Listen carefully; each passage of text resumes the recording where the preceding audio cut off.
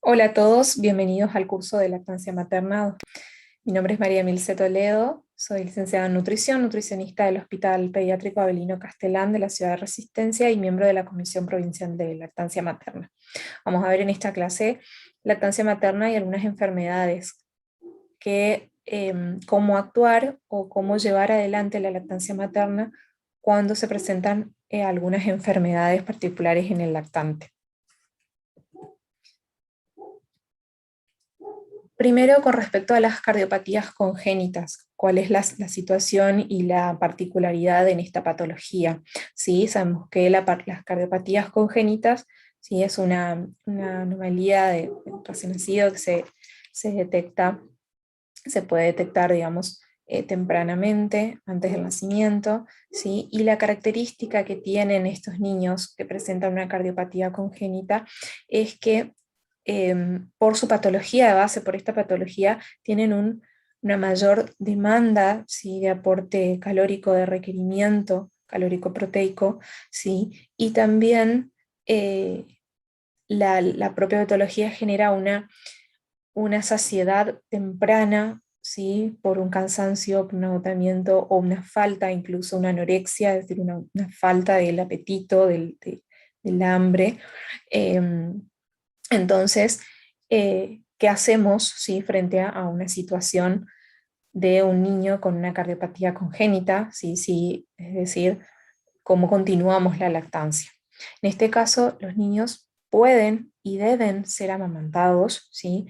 Eh, ya que justamente la lactancia materna, la succión del pecho es más fácil que la succión del biberón, genera un menor esfuerzo y estrés respiratorio en el lactante y una mejor saturación de oxígeno. Si la lactancia materna permite eso, de esa mayor facilidad para el lactante, teniendo en cuenta estas características que presenta por la propia patología, ¿sí? Entonces, ¿qué debemos hacer nosotros sabiendo que tenemos un niño con una cardiopatía congénita para poder sostener la lactancia materna exclusiva?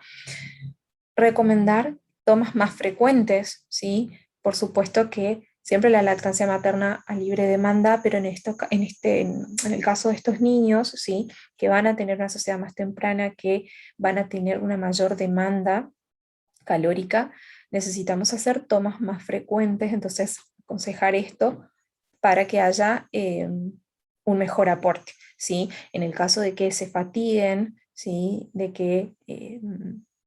sí, de que se fatiguen constantemente, que cueste también complementar, se puede complementar luego de, o sea, si no alcanzan digamos, a vaciar el pecho, a completar la toma, ¿sí? Se puede complementar con leche extraída, ¿sí? Después del amamantamiento, extraerse la mamá leche y completar, digamos, o también justamente ya tener la mamá leche extraída para poder continuar este amamantamiento.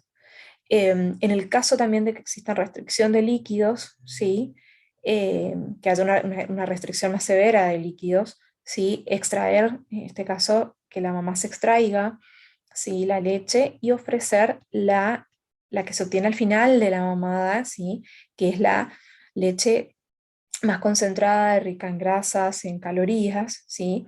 Entonces va a tener un mayor aporte. Otro beneficio también en cuanto, o sea, de la lactancia materna es que el aporte, el contenido de sodio de la leche materna es mucho más baja que el sodio de las fórmulas. Entonces eso es algo que también es beneficioso en el caso de estos niños, ¿sí?, que presentan una cardiopatía congénita. En el caso de la fibrosis quística, ¿sí?, la fibrosis quística es una enfermedad autosómica recesiva, ¿sí?, en la que hay una mutación del cromosoma 7 que codifica una proteína reguladora del transporte de cloro, ¿sí? Hay varias mutaciones, pero la más frecuente es la delta F508, ¿sí?, que esta mutación en este caso, el 80-85% de los pacientes, ¿sí?, presentan una sintomatología digestiva y una insuficiencia pancreática, ¿sí? En el caso de los recién nacidos también se observa, hay pobre ganancia, se suele observar, se puede llegar a observar también un retraso en el crecimiento o una pobre ganancia, digamos, de peso, ¿sí? Y también la presencia, digamos, del hilio meconial y tapón de meconio, ¿sí? Que es, digamos, se produce la impactación del meconio deshidratado en el hilio terminal y eso produce una obstrucción intestinal. Eso también es algo que suele ser como un indicio, ¿sí? Un indicador de una clínica para un diagnóstico de fibrosis quística, ¿sí? Pero el diagnóstico también se lo hace a través de la pesquisa, ¿sí? Se incluyó en la pesquisa neonatal desde el año 2006 por ley, se incluyó a la fibrosis quística, ¿sí? Dentro de la pesquisa, ya que justamente es una enfermedad en la que cuando suele aparecer la clínica, ¿sí? Como abarca, es una enfermedad sistémica, ¿sí? Al aparecer, al poder detectarla de manera temprana, ¿sí? Hay un mejor pronóstico de vida. Y también, entonces, la pesquisa neonatal y el test de sudor, ¿sí? Se realizan, digamos, dos test dos test de sudor positivos, confirmando el diagnóstico de fibrosis quística. Entonces, ¿qué pasa, digamos, en estos niños, en estos recién nacidos que son diagnosticados con fibrosis quística? También van a tener una mayor demanda, ¿sí? Van a tener, digamos, sintomatología digestiva, van a tener una dificultad, una mala absorción y una mayor demanda calórica. Pero se debe continuar la lactancia materna, ¿sí? Se puede continuar la lactancia materna exclusiva con el suplemento de enzimas. Lo que se hace es suplementar, ¿sí? A los lactantes con las enzimas para que se pueda, digamos, digerir la lactancia materna. Se inicia con dosis bajas por kilo de peso, ¿sí? Por ejemplo, entre 3.000 y 5.000 unidades internacionales por kilo aproximadamente, que va a depender la cantidad, digamos, de unidades de enzimas, va a depender de la clínica del paciente, ¿sí? Por eso aproximadamente entre 3.000 y 5.000 por kilo, y se continúa con la lactancia materna a demanda. Eso es importante, continuar, digamos, con la lactancia materna a demanda, pero aproximadamente cada 3 horas, ¿sí? Se administran las enzimas para, eh, para que puedan acompañar, digamos, y hacer la digestión de esta leche materna, ¿sí? Los beneficios que presenta la leche materna en el caso de los niños con fibrosis quísticas es que provee, digamos, es de mejor digestión, ¿sí? Se digiere más fácil y produce también una mejor tanto digestión como absorción de los nutrientes, ¿sí? Le aporta propiedades inmunológicas, ¿sí? Muy importantes en el caso de estos niños con fibrosis quística. Y bueno, esto también es algo, no va como beneficio de la lactancia materna, pero que también contamos en, en la provincia, digamos, con un comité interdisciplinario de fibrosis quística que actualmente funciona en el hospital pediátrico para acompañar a estos niños. Entonces, tener en cuenta que la lactancia materna confiere al niño estas propiedades inmunológicas y es de mejor digestión y absorción es algo sumamente beneficioso para la alimentación del niño. Entonces, no es necesario en estos casos suspender la lactancia, ¿sí? Y administrar alguna fórmula, ya que se debe continuar con la lactancia materna, con la administración, con el suplemento de las enzimas, ¿sí? En el caso de una situación de una diarrea, ¿sí? La diarrea es muy poco frecuente, es rara cuando existe lactancia materna, ¿sí? Se da en muy pocos casos. Pero cuando existe lactancia, cuando hay, perdón, cuando existe una diarrea o cuando hay presencia de diarrea en los lactantes, la lactancia materna es el mejor tratamiento, ¿sí? Es lo que va a ayudar a recuperarse más rápido al niño, va a hidratarlo y alimentarlo y contrarrestar esta pérdida, ¿sí? Esta deshidratación, esta pérdida de nutrientes y deshidratación. Entonces, no se debe interrumpir ante una diarrea, ¿sí? No se debe suspender, eh, ya que justamente, bueno, como bien dice debajo, proporciona un excelente aporte nutricional y de hidratación. La lactancia materna también previene en un gran porcentaje, en un alto porcentaje, lo que es la gastroenteritis infantil, ¿sí? Entonces, tener en cuenta de que en una etapa, ¿sí?, de diarrea aguda, continuar con la lactancia materna, nunca suspenderla, no interrumpirla, y tampoco son justamente aconsejables los periodos de ayuno, ¿sí?, de suspender la alimentación sería en esta etapa aguda, ya que continuando, ¿sí?, con la lactancia materna, con la alimentación de forma temprana, se evita esta pérdida de peso y también ayuda a la reparación del epitelio intestinal de esa inflamación que se produce por la diarrea. Cuando también hay una diarrea que puede ser secundaria a algún laxante o medicamento o algún componente de la alimentación de la mamá, o sea, de la madre, ¿sí? Ese tipo de diarreas suelen ser leves y autolimitadas, ¿sí? Muy pocos que cuando se suspende la medicación mejoran inmediatamente. Entonces, no hay una indicación o razón en este caso, cuando existe diarrea, de suspender la lactancia materna. Al contrario, se debe continuar y estimular para que se continúe con la lactancia materna en el caso de una diarrea. De la mano también viene lo que es la intolerancia a la lactosa, ¿sí? La intolerancia a la lactosa, una deficiencia congénita de lactasa que provocaría, digamos, una intolerancia a lactosa primaria, es muy infrecuente, ¿sí?, que se transmite por una herencia autosómica recesiva, pero es poco frecuente, ¿sí?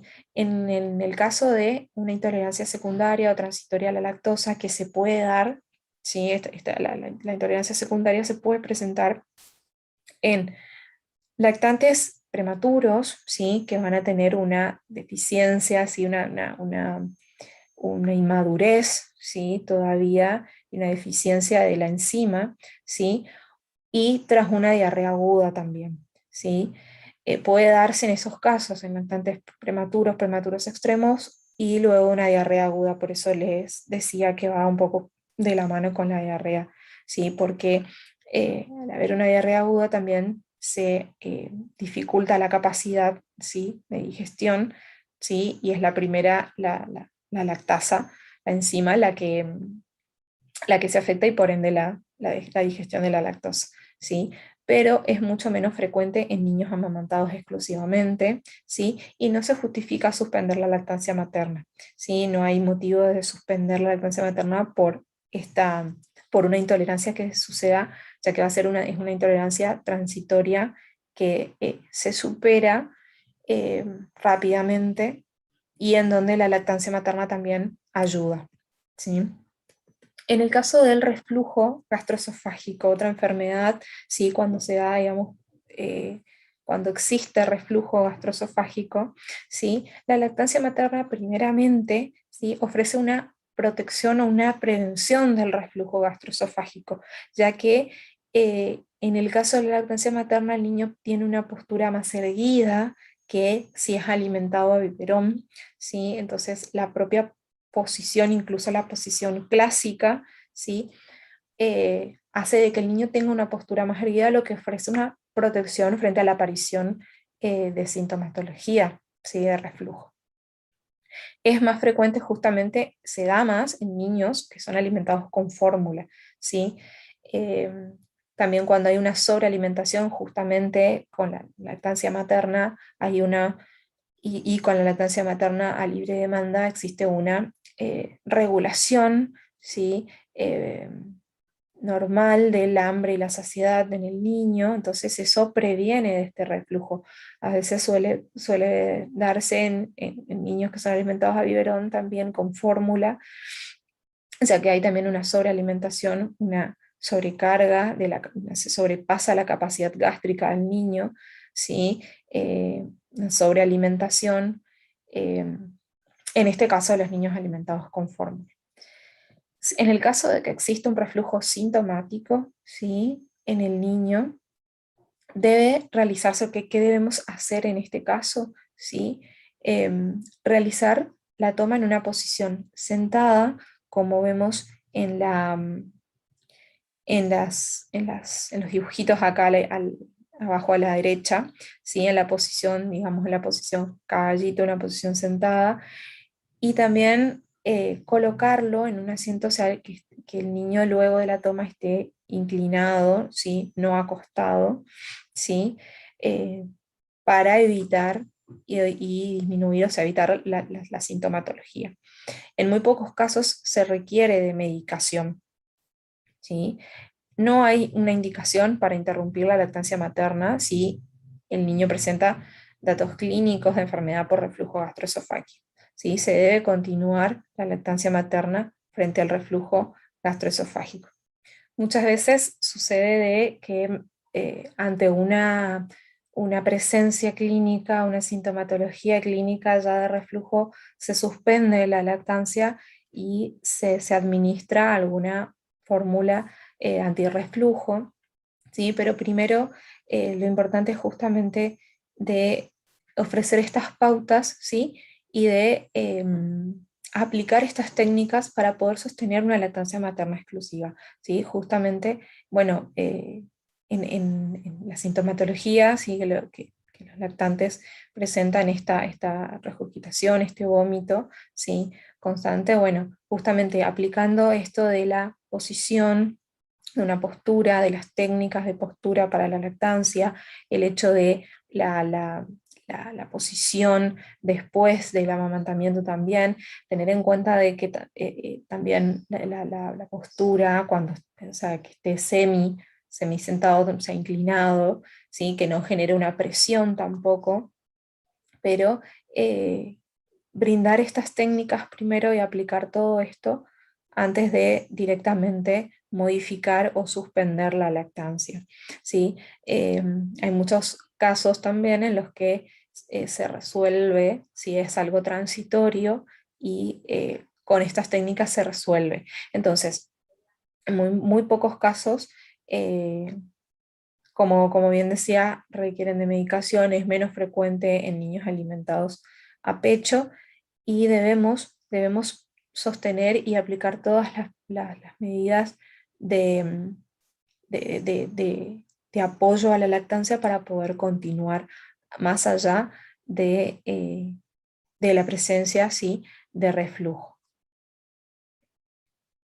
En el caso de las infecciones respiratorias que se pueden dar, la lactancia materna ofrece un papel protector también, un rol protector más relevante, sobre todo durante la lactancia exclusiva, menor a los 6 meses, pero también continúa siendo efectiva hasta los 2 años o más, ¿sí? En la etapa justamente menor a los 6 meses, donde hay un desarrollo y una mayor transmisión de la inmunidad, es sumamente importante la continuidad de la lactancia materna exclusiva. También existe un menor número de hospitalizaciones, ¿sí? Por enfermedades respiratorias en niños que están alimentados con pecho materno, por lo menos hasta los 4 meses de vida, comparado con los niños que se alimentan con fórmula artificial, ¿sí? Entonces representa la protección de la lactancia materna frente a infecciones respiratorias. Entonces, cuando existe una dificultad respiratoria, también es mucho más fácil succionar el pecho materno que el biberón. Entonces, en el caso de alguna dificultad respiratoria, ¿sí?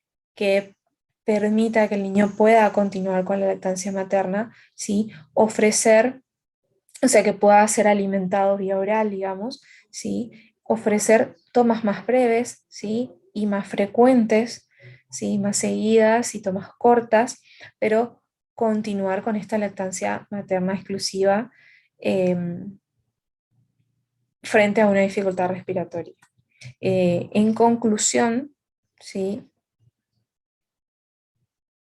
Es necesario y se debe continuar con la lactancia materna ante las situaciones descritas, o sea, todo lo que estas enfermedades, estas situaciones que pueden presentarse en los lactantes, ¿sí? Estas enfermedades no impiden la alimentación con leche materna de forma exclusiva.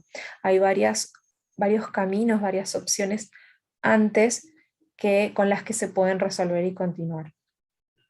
Son muy pocos los casos que requieran la suspensión de lactancia materna, ¿sí? Y siempre se debe priorizar la lactancia materna frente a alguna patología. Además, la lactancia materna, la leche materna provee beneficios de protección, como veíamos, frente a estas patologías, además de que fortalece ese vínculo madre-hijo, ¿sí? Esa contención del niño en su momento de enfermedad y a la madre también. Entonces, ante estas enfermedades que podamos encontrar en nuestros pacientes, es importante priorizar la lactancia materna, acompañar a esa madre, acompañar a ese niño, sosteniendo la lactancia, aplicando las técnicas y las recomendaciones para poder sostenerla eh, de forma continuada hasta los 2 años o más. Muchas gracias a todos, ¿sí? Y espero que les sirva, que les sea de utilidad la clase de hoy.